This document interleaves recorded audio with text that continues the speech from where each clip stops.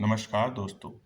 आज मैं आपको एक छोटी सी कहानी सुनाता हूँ जिसका शीर्षक है कर्मफल। महाराज धृतराष्ट्र ने भगवान वेद व्यास जी महाराज से पूछा कि महाराज, मेरे 100 पुत्र मेरे सामने मारे गए। बड़ा आश्चर्य है। मुझे अपने पिछले 100 जन्मों का स्मरण है कि मैंने एक भी पाप उनमें नहीं किया। फिर मेरे 100 बेटे क्यों मरे मेरे सामने? व्यास जी बोले, अरे मूर्ख, बस तू तो सृष्टि जब से बनी है तब से जन्म ले रहा है, न जाने कब क्या किया तूने। धृतराष्ट्र बोले, तो महाराज बताओ। उनके अंदर का अंधेरा दूर हो चुका था।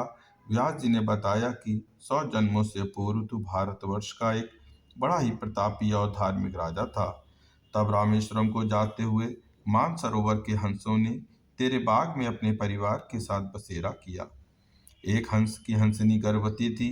वह तुम्हारे पास आया और तुमसे निवेदन किया कि मैं अपनी गर्भवती पत्नी को बाग में छोड़े जा रहा हूँ, और वह हंस रामेश्वरम चला गया।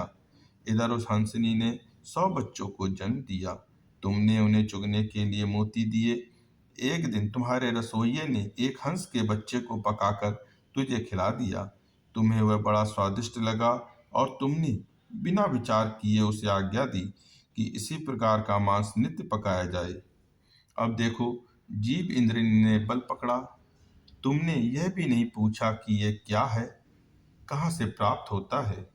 तुम मोह में अंधे हो गए और रोज उसी मांस की इच्छा करने लगे, और इस प्रकार उस हंसनी के मोती चुगने वाले 100 के 100 बच्चों को तुम खा गए। अब वह हंसनी अकेली रह गई। इस हंस रामेश्वरम यात्रा से वापस आया तो हंसनी से पूछा कि यह क्या और कैसे हुआ। उसने कहा कि राजा से ही पूछो। हंस ने राजा से कहा कि तुमने मेरे 100 बच्चों का मांस खा लिया। राजा ने रसोइये को बुलाकर पूछा। उसने कहा कि महाराज, यह तो आपकी ही आज्ञा थी कि इसी को नित्य बनाया करो।